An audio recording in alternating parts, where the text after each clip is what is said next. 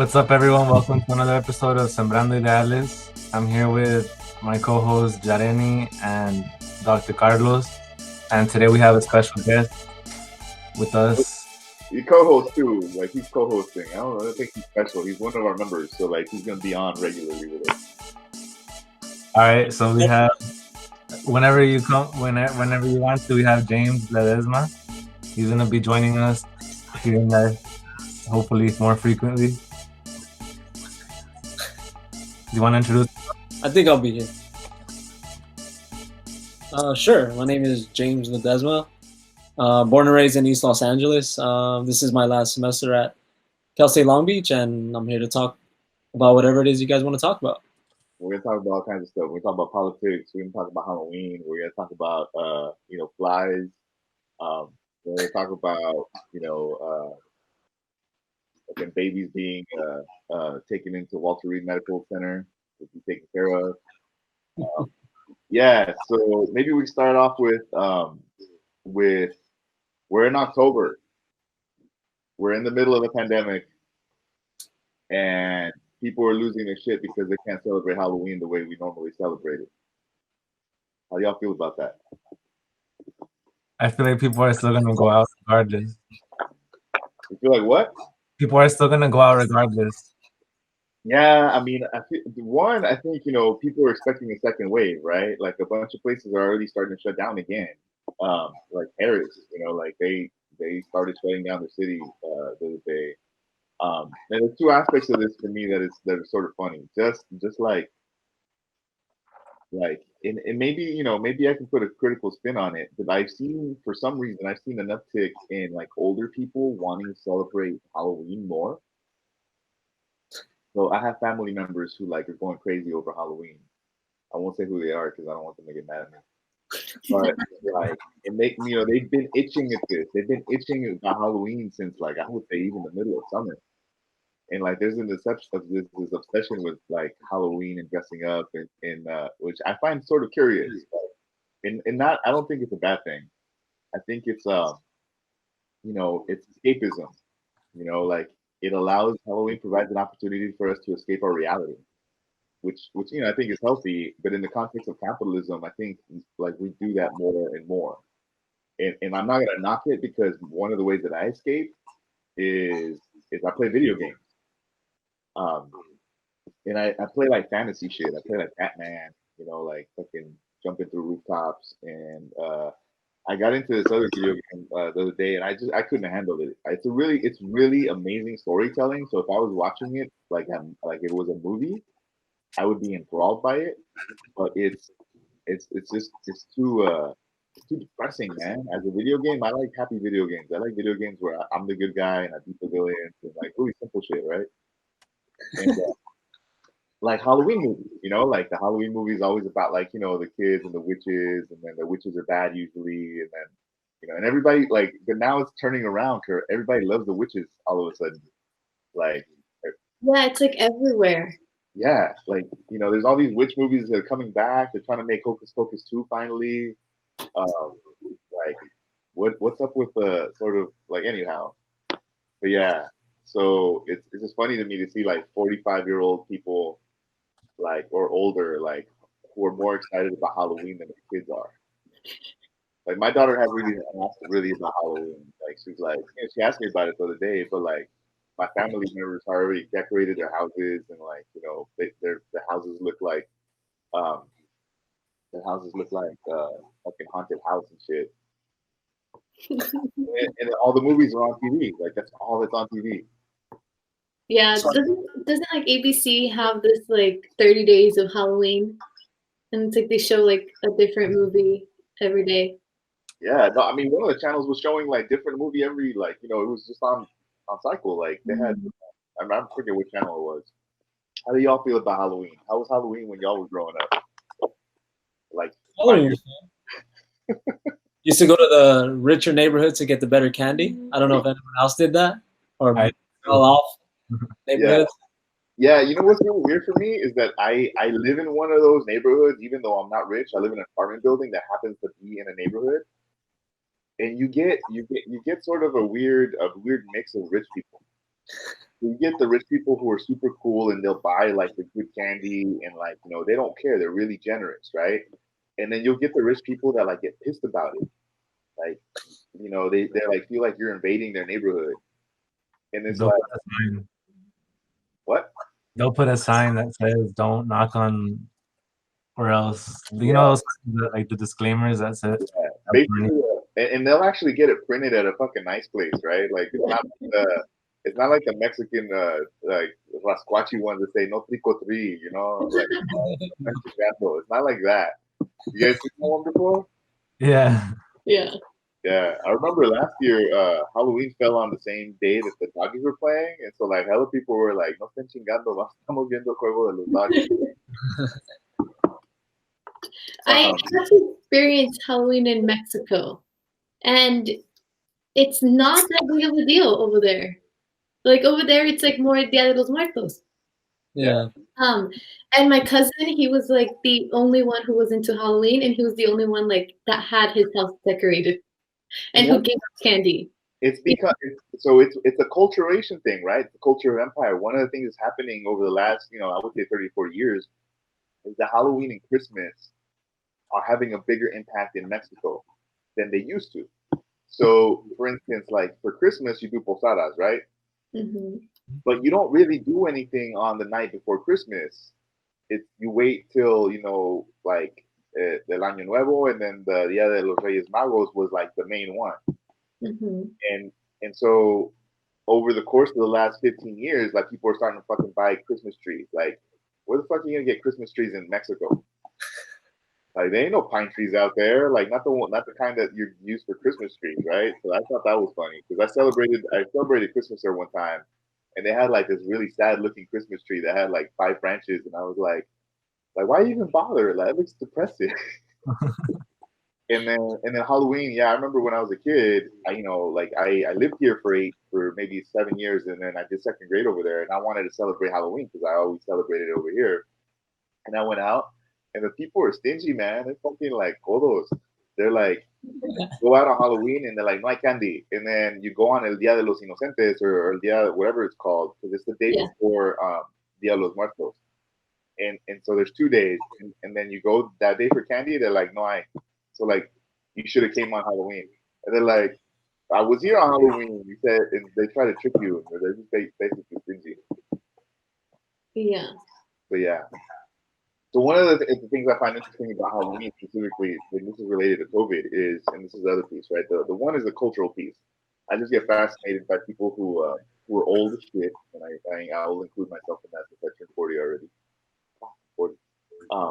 Is that like that even like this is sort of more of a personal level. I got added to a Facebook group of people called I partied in Isla Vista from '95 to 2002. And so Isla Vista is the town that's right next to UC Santa Barbara, and I lived there for a while. And so like you have all these really old people who are like reminiscing on their college days and all the stupid debauchery shit that they did. And it's really funny to watch and to participate in it because like I'm sitting back and I post stuff here and there, but it's funny to watch these adults who are enthralled by this group, which is really large now. It's like 13,000 people in that Facebook group who are basically escaping their reality, acknowledging that their life currently sucks, wishing to go back in time to a space where like life didn't suck as much and things were good. And so I liken sort of people escaping into Halloween the same way and Christmas too, and it's just like damn, that's how bad stuff is right now, right? Like nobody wants to talk about the VP debates and all like because it's all shit. So like what, let's escape into Halloween, and in the same context, Halloween becomes politicized. So like people are seriously complaining that their kids are not going to be able to go out and do Halloween trick or treating. And I find that as a father, I find that completely like just unconscionable. Like, why would you put your kid in a situation where they could get sick? Like, I just don't see it. And these people are pissed that their kids can't get candy. Like, fucking go to Costco and buy them a bag of candy and shit, No, and then people act like there's not other ways to like do Halloween. It's like try something different. You know, this year you can't go trick or treat, but like do something different. Like, watch a movie, have like a sleepover in your living room. You know what I mean? You'd have a fucking not an Easter egg hunt, but have a fucking candy hunt. You know, like hide the candy around the house and have your kid fucking find it.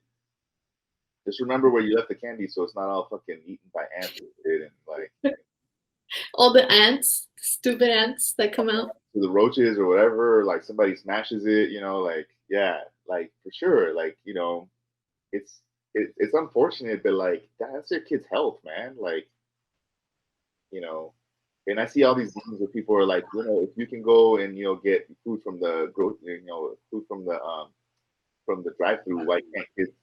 And it's like it's not that kids can't. It's I mean you can, but then their chances of getting something because they're interacting with a bunch of strangers, like high.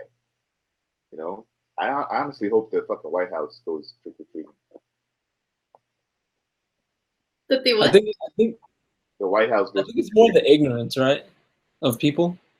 They think that kids can't really get COVID, so they're Yeah, kind of using that as a scapegoat. Like, hey, they can't get COVID, so they should be allowed to go trick or treating, which is that's not not. true anymore, right? Like at the beginning of this, that was true, but that's not true anymore. Like you know, the statistics show that they're you know yeah they're not going to get as sick from it, but you know they're passing it on to people who are going to get sick. So like it's even then I would like why would you even risk it?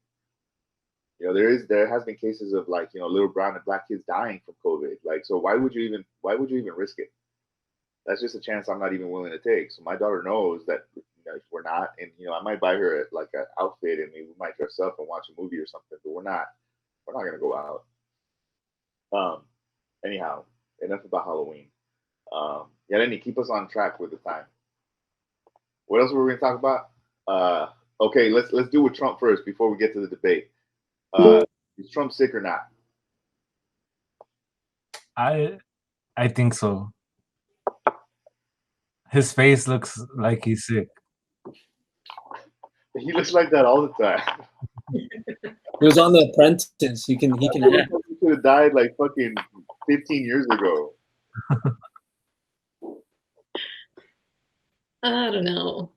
It's just he's a It's clown. the way to fire his base up, you know. Look, you know, that's, you know, I've seen good analysis about this. You know how fucked up this is? You know how fucked you know we live in a world where we even have to debate. Like that's how much he has gaslit us. I don't even use that term that often, right? Because I think it's overused, to be honest with you. But he had literally done it. But he has really done it to the point where we can't, we're debating about whether he is or not because that's how much he lies. Mm. He's such a fucking habitual liar that like we're sitting here actually wondering whether he's sick or not. And you know, like I remember when he came out, like you know, because I have a public job, so like I can totally and you know the freedom of speech in the academic setting isn't you know, they say that you know academics have freedom of speech, but like to some degree, like that only applies to like white folks. Like Cal State Long Beach, we had a professor who was a avowed white supremacist in the psychology department. He actually wrote books about how Jewish people were like not culturally, biologically deficient. Like he actually wrote that shit. He worked there for 30 years. He just retired maybe like I would say like 4 or 5 years ago. I think his last name was McDonald or some shit. And like you know he could say shit like that, right? But I feel that like sometimes if I say shit openly, like I'm gonna get an email from my department chair saying, hey, you know we gotta you know you represent the university, blah blah blah. And so when that happened, when I thought you know everybody was posting that he got COVID, you know what movie I thought about? And you guys, I don't even know if you know this movie. Have you guys ever seen A Time to Kill? No. So McConaughey and Samuel L. Jackson. You guys should watch it because it's a movie about racial issues. It's basically a black dude in the South, Samuel L. Jackson, gets put on trial for shooting at or killing two white guys who were in the KKK who raped his daughter. And so, like, you know, it's obviously racial tension. It's in the South. Matthew McConaughey plays the lawyer who defends him. And there's a scene in the movie where he says, like they, like he's being tried and he's on the stand. Samuel L. Jackson is, and the other lawyer like gets in his face and he gets visibly angry, and he says in court, he says, like, yes, I think they deserve to die and I hope they burn in hell. And honestly, like with Trump, like I felt like posting that fucking meme because like all the damage he's done, all the like lives that he's ruined, just like his unabashed fucking hatred towards just people in general. Like, he posted a video saying that, the only good Democrat is a dead Democrat. Like all this other shit that he, like he's openly hateful. He encourages people at his rallies to beat to like fucking beat the shit out of liberals. Anytime they get any protesters at the rallies, they beat the shit out of them. Like, and so he incites all this violence, and yet when he gets sick, these people all of a sudden want us to have fucking empathy towards him. Yeah, exactly. I don't know. I heard like someone here on my house, like, oh, we have to be like nice to everyone, blah blah blah. I'm like, hell no, I don't give a shit about him. He can burn in hell if he wants. I don't care. Like, I didn't understand that, dude. All these liberals came out wishing the president, like a speedy recovery. Like, man, fuck that guy. Like, I don't know how else to say it, like fucking. And like it was just like, for me it was appalling that like that liberalism is literally it's an ideology. And for those of you who don't understand what liberalism means, I don't mean like someone who's liberal. I mean like liberalism as an ideology that is about sort of individual freedom or whatever, is like this like centrist position of like reconciling and sort of reconciling and negotiating between two extreme positions or two different positions, right? And the two different positions in our society is like, hey, we think that we think that everyone should have, basic human needs met. And the extreme position on the right is like, we should kill people of color and Jewish people. And liberals want to mediate that. They want to negotiate that and meet somewhere in the middle. There is no middle position there. Like the moment you entertain the conversation, that means you're accepting losses, that you accept that some people should die. And that's basically what the right is arguing. So that this person, so one, I don't think that Trump would lie about being sick. He spent his last 7 months or however months like saying that this is not a big deal, that is whatever. Like, I don't think he would acknowledge weakness. I can see where like people are gaslit enough to think, well, maybe he's doing it to like divert attention, because I can see that. 2 days before he got taken into Walter Reed Hospital, what happened? The debate. Honestly, y'all already forgot about it. The New York Times releases taxes. Oh yeah. Oh yeah. You see? So like, I can see why people believe that this is made up, because he's a expert in diverting people's attention. Like, he's really masterful at this, and I hate to give him credit for anything, but if there's one thing that he knows how to do really well, it's that. Like, he's stupid at everything else. He's stupid at business. He's stupid at running governments. Like, he doesn't know how to do anything except for that. Because what happened? His whole administration, like Mike Pence too. During the debate, like when they would ask him questions, like anything that he would answer, like he wouldn't really answer the questions.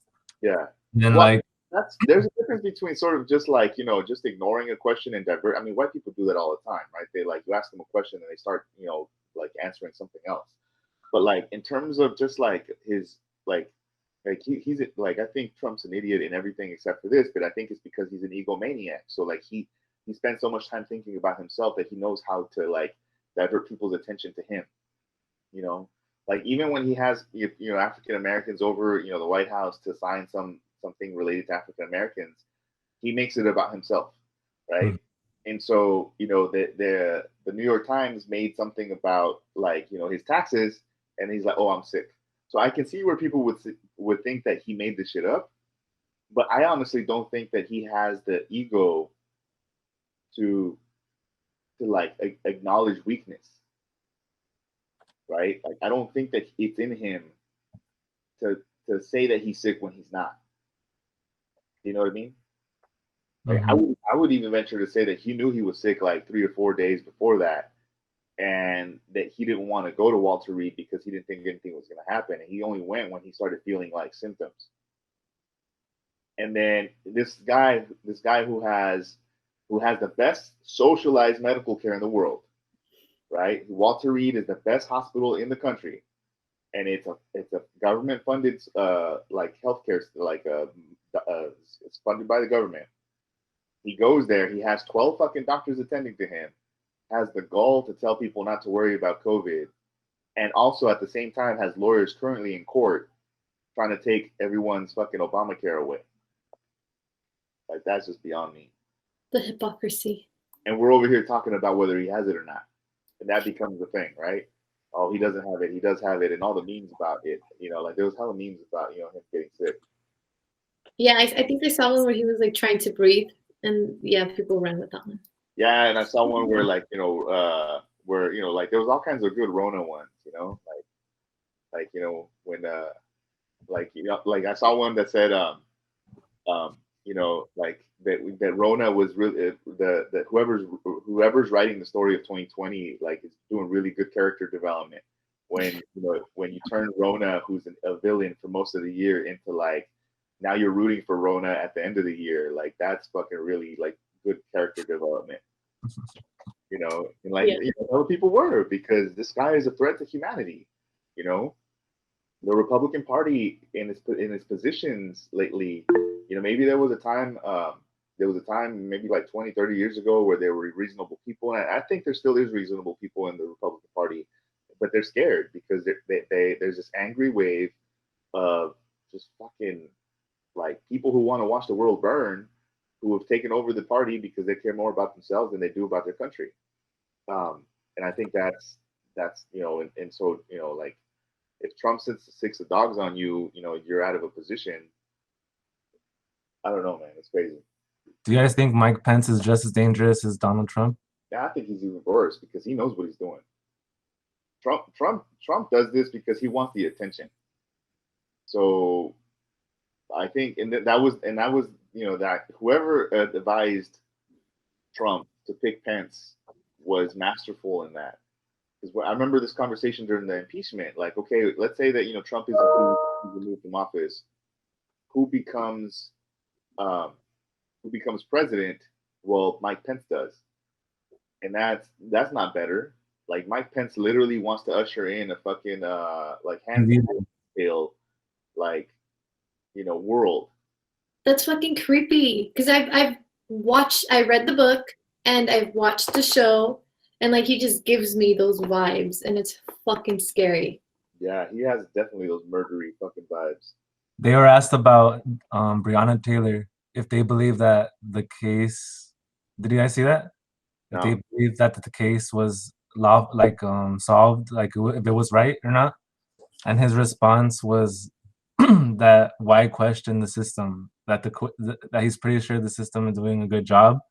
Plus, he mentioned that then he brought in the rioters and the looters, which I think was so disrespectful to like Breonna Taylor's life. It was he spent like I think like 3 to 5 seconds focusing on that, and then he like yeah.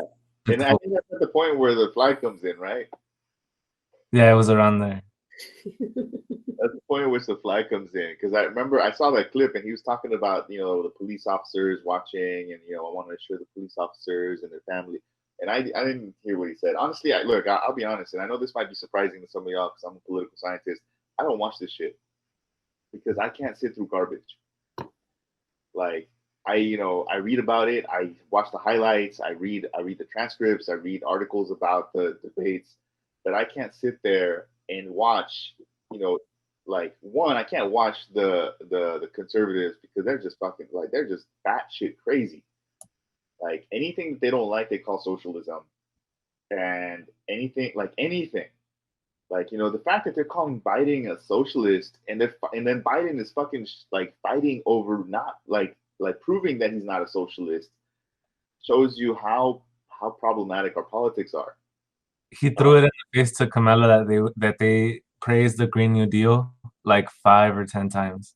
He's like, you guys clearly praised the Green New Deal. You guys are gonna take our taxes away. You guys are gonna increase our taxes.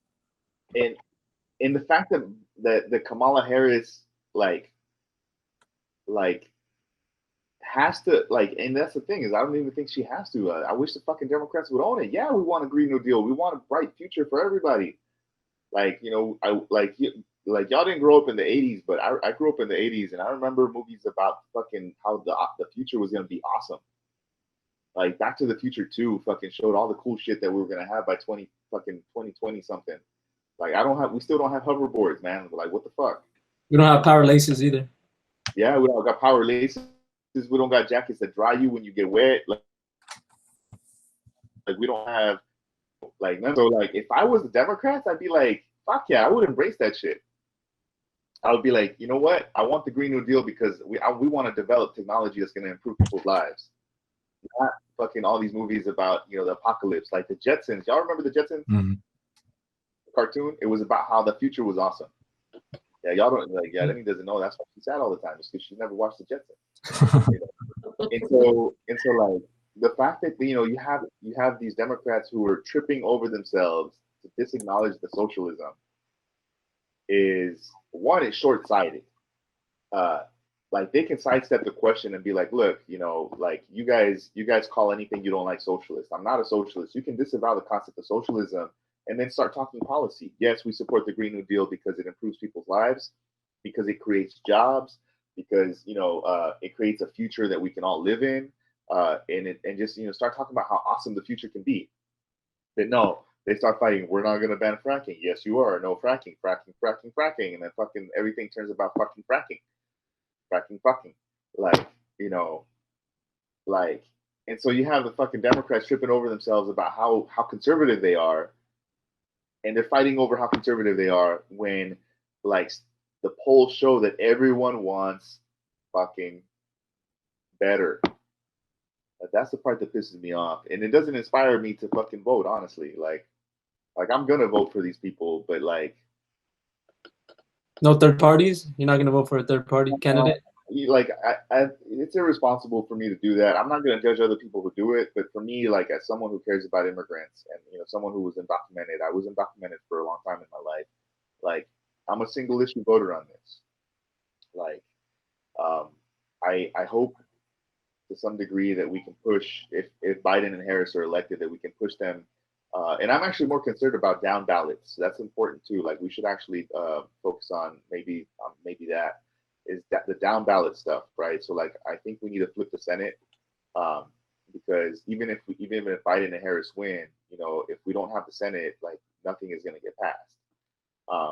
And the Republicans aren't going to reach across the aisle. This is Obama's like stupid shit, right? Like his theory of hope and change was he wanted to change how people got along. Let's all get along, in Congress. The Rodney King. Yeah, why can't we all just get along? And then, he was a fucking rookie when he started. Like he was only a one-term senator when he got elected, and obviously he didn't know how Hollywood worked. I mean, how DC worked, and that shows you like it's all a fucking theater anyway, right? And that shows you how DC works. And one, he didn't know how it worked. Two, like he had on-the-job training, and his first 2 years, he could have passed all kinds of shit. He didn't need the Republicans. Why are you trying to work with people who don't want to work with you? Why are you trying to work with people who think you're like you're a dehumanized animal? Like that's how bad it was. Like a lot of these people in the Republican Party were racist, openly racist to him, and he's trying to work with them. And this is why we always lose, and this is why we keep moving rightward. Like I saw something recently on one of my students posted it, and it was a comparison of the political spectrum in, I think, was it Denmark versus the political spectrum in the United States, and like it's astounding to know that our political spectrum is literally what people think is right and left is like center and like right. in the fact that the majority of people actually support policies that would be considered socialist by Republicans, um, like, dude, that's a huge voting block that you're not inviting into the conversation because you're scared of like pissing off people who already said they're not going to vote for you. And this is the reason I have hope for AOC and the Squad and the Justice Democrats. Although, like, I don't put a lot of stock in that. I don't know how much power they're actually going to be able to build. I mean, I think AOC is like, I think she has a lot of potential, as long as she doesn't sell out. Um, and I think she's done a good job of holding her own. I'm really actually, and I I'm who am I to be proud of her, but I'm actually proud of her for like maintaining a lot of her positions as a young person, especially a young woman in DC, trying to make it. That she hasn't backed down from a lot of her like positions, including with especially with um, like established Democrats like Nancy Pelosi. Mm-hmm. She's gone to bat for shit, and obviously she's trying to figure out like trying to maneuver how to work with these people. At the same time, like I think her popularity speaks to the um the need in this country, and especially the want, the like of younger people who want something better. And I mean, the only consolation I guess I have in all of this is that like, some of these folks, these really old, like conservative folks, time is going to take care of them. You know, Especially Mitch McConnell. Mitch McConnell I is hate that just fucking turtle face fucking piece of shit. I can't with him. He doesn't stick to his precedent. He told Obama don't nominate a justice in presidential election year, but yet they're gonna nominate Amy Coney Barrett. Well, Like what? and see, this actually, thank you for mentioning this, James, because I think this actually shows you, that they're playing like the conservatives in this country are playing a different game than the Democrats. The Democrats think that they're playing the same game. Like they get appalled. They get appalled when the Republicans are like, "But you said da da da da da," and it's like your crazy brother, your crazy cousin who doesn't give a shit. Like I don't care what I said. There's no consistency. There's absolutely no consistency in the logic, and they don't need consistency. They don't care about consistency. It's about power and it's about control. Like it's like when um, how can I describe it? It's like when your older brother tells you that they'll take you to the store if you do it. So if you clean my room, and then you clean their room, and they're like, I don't give a fuck. I lied to you. So what? Then and the Democrats are like, oh, but you said, and like, and you're fighting about the but you said shit, and they're like, well, I lied. So what? What are you gonna do? You can't force me to drive you to the fucking mall or to wherever you wanted me to go, um, because they have power over you. And that's the thing that they don't get is that this is about power. This isn't about having moral consistency. This isn't about and they're trying to have the moral high ground. Nobody gives a shit about the moral high ground. Like it's about winning elections, and that's the thing that Republicans understand really well. Like how else can you have a situation in which the Conservative Party, like has the Senate, the Conservative Party has the White House, the Conservative Party has the Supreme Court, the Conservative Party controls the majority of state legislatures in the country, even though you have double the amount of Democrats registered. So you guys know the registration rates? There's for every conservative registered to vote, there's 2 Democrats registered to vote. So how do you end up with that level of control? It's not by having moral consistency. It's about fucking like cheating your way to win. Like y'all see some of the election suppression shit that's going on in Texas. Yeah, I think I saw like that there's like one polling place opened in like with millions of people. Yeah, per county. So they basically say, you know what, we're only gonna have one polling place, but one drop off.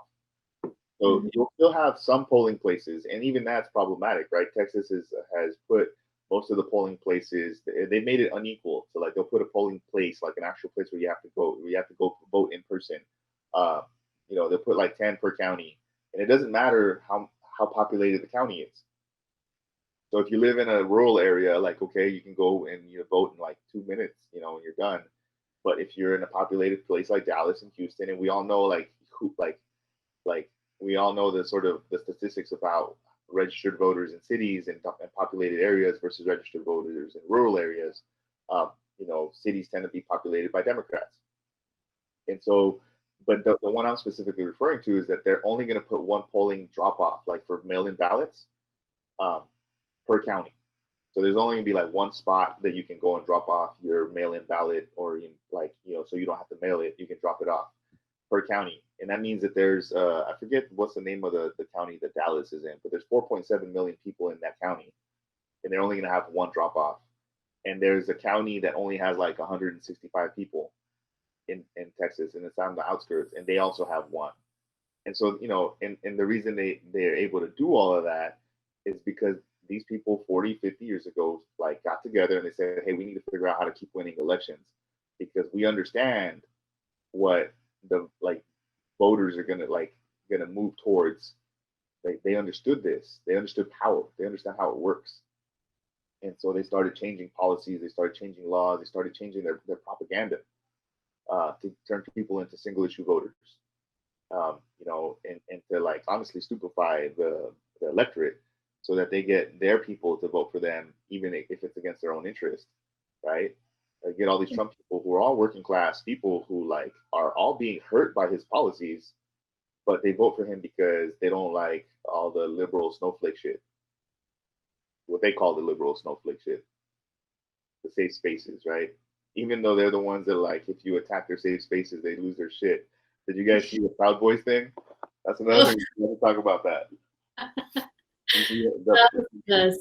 Yeah, after the debate, when Trump told these people, the Proud Boys, to stand back and stand by, which is an open call to rebellion, honestly. Like be ready. He's basically telling them to be ready to shoot people down. Because the Proud Boys have the name Proud in it, and the LGBTQ community, has their event, the Pride events, and Pride is sort of part of the culture of the LGBTQ community. They say, you know what, we're gonna fucking take over this shit. So they started using the hashtag Proud Boys to celebrate their community and being proud about being out and open and celebrating, and in the hopes that they get to keep the rights that they've earned. And that's the thing, is it's fucked up that you even got to say they earned them, right? They should have had them all along. But like the new Supreme Court sort of nominee is like, I mean, the Supreme Court already is like chomping at the bit to take away some of that stuff as it currently stands. And that's another thing that was sort of interesting about Trump getting COVID, is that he wasn't the only one. It was like, he interacted with a bunch of people, and a bunch of people interacted with a bunch of people. So at that not the confirmation hearing, at that hearing where he announced his nominee for the Supreme Court, like a bunch of people there got sick, and so because of that, they had to reschedule the hearings, the Senate confirmation hearings. Yeah. And so they might not be able to do the Senate confirmation hearings until after the election. Anyway, I'm fucking ranting again like I do. Well, Kellyanne Conway got COVID. Yeah. And that's like one of his trusted advisors. Stephen Miller, fuck Stephen Miller. Stephen Miller is like his hateful fucking anti-immigrant piece of shit and he's from California. That fool fucking grew up in Santa Monica. Chris Christie. They all got sick. And then there's gonna be fallout, right? There's gonna be fallout if none of those people get seriously sick, where their life is in danger, and they're not going to, because they have access to the best fucking healthcare, right? That millions of people aren't gonna recognize that. They're not gonna see like, oh, the reason they got better is because they had fucking 12 doctors attending to them. Yeah, they were able to go into the hospital when they had mild symptoms, while everybody else, you have to wait till you're like literally can't breathe to be admitted to the hospital. Yeah. And that's if there's like an antibody, like that's if they have blood transfusions. And even this is the moral inconsistency, right? So like these people are supposedly pro-life, and I read a tech article about how one of the antibodies was developed by the use of stem cells, embryo stem cells, that were taken from fetuses that were aborted. And so like these people don't give a shit about moral consistency. You know, it's about power, and they'll say whatever they can to do that. But anyway, I digress. So the vice president debate. My favorite part of it was all the memes. Honestly, dude, the memes. There's so many fly memes. Like, yeah, it's The fly. funny. I like the one with Mr. Miyagi and he's trying to get it with his chopsticks. yeah. That one killed me. That one was funny. I like my favorite one was the one where there's a couple. I like that one. I posted that one, but my favorite one was the dog face guy, like the flies fucking drinking the cranberry juice, like the TikTok that went viral. You know that TikTok where the guy is drinking the cranberry juice and he's singing Fleetwood Mac. Yeah, Danny, how do you this like every I've been First of all, what's TikTok? no, I had to do TikTok. it didn't just come out on TikTok. Like the Ocean Spray got the dude he bought him a truck. So like this thing is like it went everywhere. Like he was on the fucking TV. Like people kept talking about this guy. Like he went viral, like viral.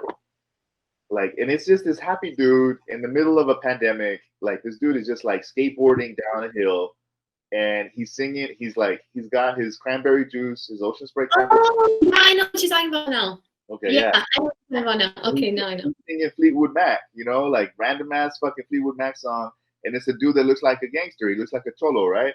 And so like Yeah. I know what you're talking about. that's a whole mood. Yeah. So somebody made a meme of a fly, like you zoom in on the clip and you see the fly on Pence's head, and the fly has the cranberry juice bottle in his hand, and he's singing the song and he's dancing to Fleetwood Mac. That shit. Oh, okay. I just feel like the dude who told the joke and that people didn't get the joke, and so I have to explain the joke, which makes it automatically not funny.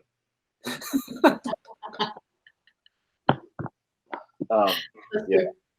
Is that guy skateboarding in Los Angeles? It looks like it, right? No, he was in Illinois or some like he's in the heartland somewhere. Really? Dude, how does he look like he's in LA? There was no traffic in the street. There's no traffic right now. I don't know what you're talking about. There's traffic everywhere. That's because you live in Long Beach. Maybe like in March or like you know April or May even. Like there was no traffic when everybody was like literally home or at Costco fucking trying to. Oh, I shop at Costco. Oh. Well, I do too, but you know, like I'm not gonna shop at Costco when there's like a line outside the store and like people are fucking fighting over toilet paper. So, what are your predictions for the election?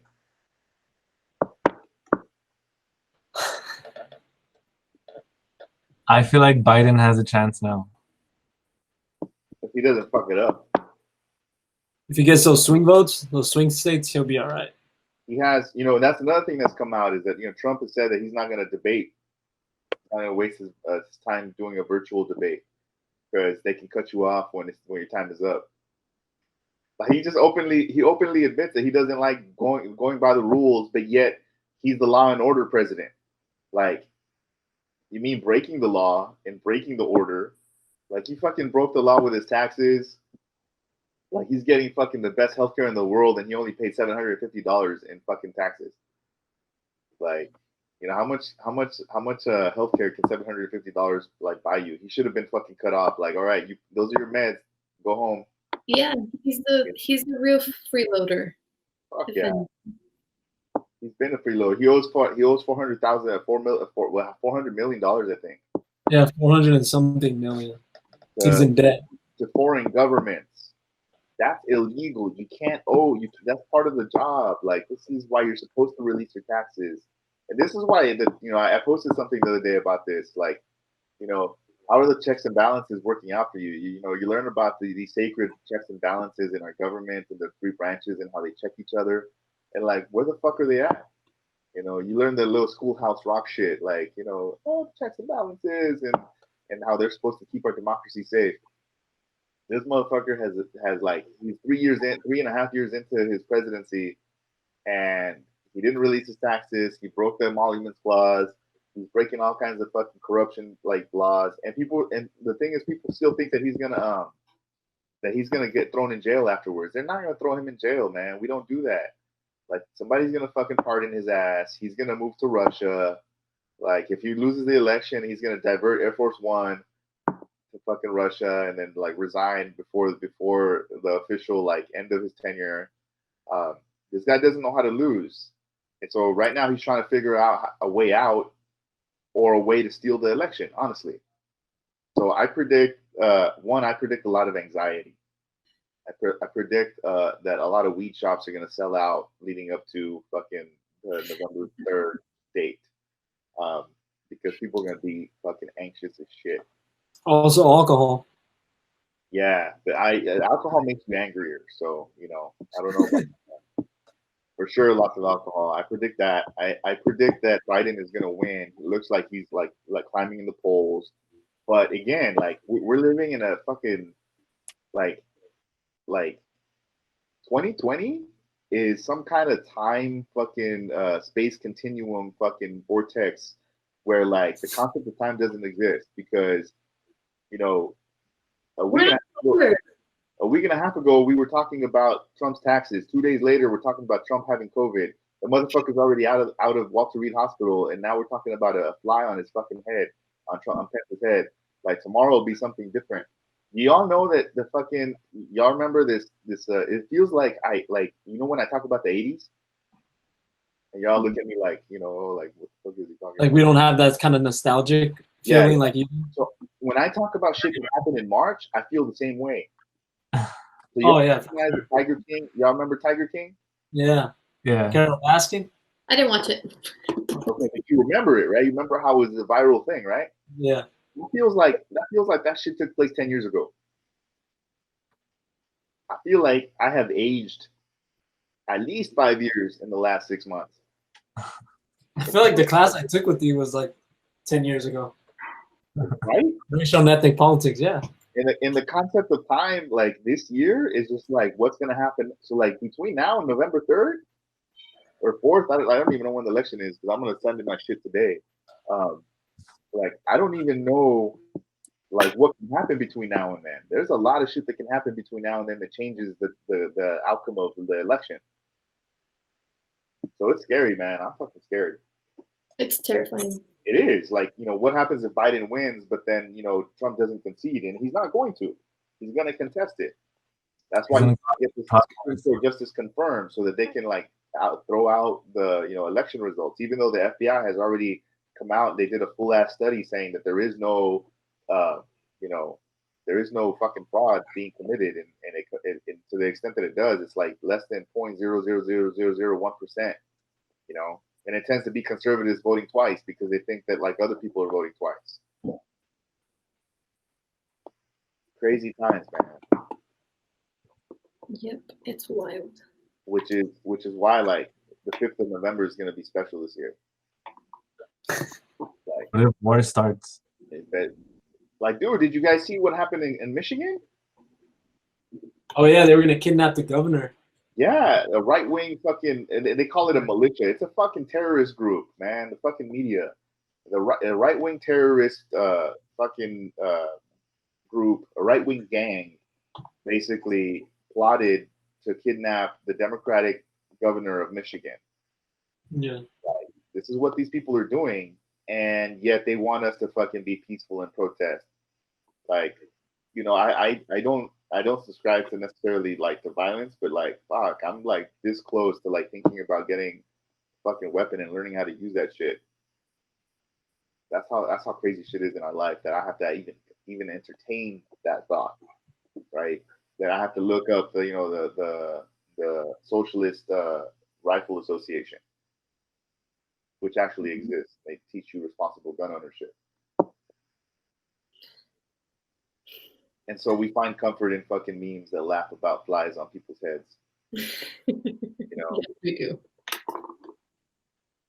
Because it's all surreal, man. It's crazy. I saw another meme that I thought was funny, and maybe we can just end on this note. That like, that historians in the future are gonna be like, I wrote my PhD and my dissertation on on the period of October 1st, between from 6 o'clock to 10 p.m., focusing on the dynamics that occurred between these 3 hours. And as a way to talk about this, I will spend a chapter discussing the context that happened earlier in the day leading up to those 3 hours, because so much stuff is happening. Oh, it's so hard to keep up with, you know. It's hard to keep up with, so we have to find escapism in the comedy of life, right? Like in a fly literally like fucking landing on a piece of shit's head, on a living piece of shit. And that's what Trump and Pence are. They're fucking pieces of shit. Mm-hmm. So it's, people were like, I saw the meme with Ruth Bader Ginsburg saying, "I sent the fly." That was funny. The chopsticks one. I saw one where the fly was singing like, "I'm a pretty fly on a white guy," like the song from The Offspring in the 1990s. There's a lot of good ones, man. At the end of this video, we should just like have like a compilation of all these memes. We should. We should. We'll have our podcast director take care of that. I posted them. You're muted. Again, you made me say it. It was like the one episode I hadn't said it yet. You had more. You made me say it. Now I'm gonna use that blooper. No, just kidding. You can. It's totally fine. But yeah, you know what? And so I guess we'll end on. I'll try to end on a positive note. So one, there's, like between now and then, there's all kinds of down ballot shit. If you're depressed about the presidency, you do what you can. Like we got to fight a war position. Vote for whoever your conscience tells you to vote for. For me, that means I need to protect immigrant communities, and I know that at least the Democrats aren't as terrible. I recognize that they're the ones that built the whole fucking infrastructure, but we can hold them accountable. Like these other fools, you can't be held accountable. They don't give a shit. They don't know what accountability is. They really don't. They don't care.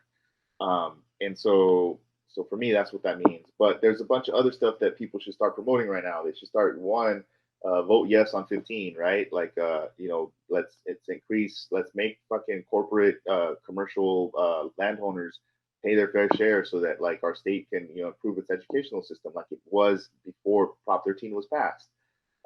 The reason California was great in education was because we had the tax dollars to pay for a great education system. It's not until we started desegregating schools that people like the white folks, wanted to pull their money out of public education. And we need to go back to funding it fully. Vote no on Prop. I would say vote no on Prop 22. Prop 22 is fucking like, it's blatantly like Uber and Lyft spending fucking millions of dollars trying to create a law to exempt themselves from basic labor protections that are there to protect workers. It's not about keeping people flexible. If you want to live in a world where you're a gig economy worker, like, you might think, oh, I have a regular job and, like this is just extra work. Well, what do you think the other job is going to do? Like if we let Lyft and Uber like treat workers this way, the other job that you have is going to turn you into a contract worker too. And then you might say, well, I have my insurance through that. Well, they're going to take that shit away because Uber and Lyft get to take it away from you. They don't have to provide you that stuff. And so every other fucking company is going to turn into an Uber or Lyft. And then how are you going to feel working 2 to 3 different jobs because you're piecing together work? Which I recognize people already do, but it's a hard no on 22. Like I can't stress that enough. And there's a bunch of other ones that are important. Yeah, especially that one because I keep seeing like everywhere, like so much advertisement for yes on it. And I was talking to my mom about it, and she's like, "Wait, but they're saying to vote yes," and I'm like, "No." Well, yeah. So this is what I tell people: like who has the money to put that kind of advertising blitz on TV? Mm-hmm. This proposition, in the history of California propositions, has spent more money on advertising than any other proposition in the history of our state. $200 million that they've dumped into passing this proposition because they're sitting on $11 billion worth of profit. 200 million isn't nothing if it means keeping, making billions of dollars. And so it's a hard no on 22. There's a bunch of other ones. Actually, I recommend that people check out if you're progressive, if you're leftist, if you listen to this, Long Beach Rising, this group of coalition of organizations in Long Beach put together a voter guide that I think is really good. So check their Long Beach Rising proposition voter guide. I suggest that they check that out. There's a lot of other stuff that people should get informed on. And I'll leave it there. Also, we need phone bankers. So we're going to take over a phone banking session on April 7th. No, April. I'm like that. On October 5th, 17th. 17th? It's Saturday. We're going to do a training on Friday, and we're going to take over the session on Saturday. And the information is on our Instagram, but we need you all to actually come and phone bank with us for a little while, so that we can make sure some of these propositions pass. Specifically, that one's Prop 15. Real quick, what about Prop 16? That's the one that repeals affirmative action, right? No, that repeals 209. It repeals 209, and it allows for schools and the workplace to use affirmative action. Yeah, that's obviously a step in the right direction. So it's a yes on 16. That's why another thing too, like check your voter guides. If you need help with this, like go to organizations that you trust and read their voter guides. Help them inform yourself because they provide good information. And there's also voter guides that are not biased, or not that the other ones are biased, but like that are neutral, so that you can see kind of both sides of it. But yeah, especially because there's a ton of shit on this election. And it's so confusing. Like the language they use, to write it, it's so confusing. Yeah. So it's always to look further into it. Yeah. So in terms of like me as an individual, I always look to organizations that align with my politics. So I always take a look at the Green Party voter guides. Any kind of DSA, like DSA voter guides, Democratic Socialists of America voter guides. And I got a chance to look at the Long Beach one, and it's legit, it's a good one. So the Long Beach Rising voter guide is important. So if y'all need help with that, check those out. But yeah, thank you very much for listening to our rantings. Thanks, James, for joining us, even though you checked out like half an hour ago. Who checked out? You were sitting there listening. You turned into an audience member. I shared my views sometimes. I'm just kidding, man. I just like giving people a hard time. Yeah, so tune in. We become a member. Help us promote some of these projects. Help us get involved. We need help with developing some of the projects that we're working on. We need Guillermo needs some help developing the podcast with editing work and sort of creating more content. And then also social media. We have all kinds of projects. So like if you're interested in some of the stuff that we talked about, you're interested in having conversations with us, join the organization, become a member, help support this work. Thank you, everybody. Have a good one. Bye.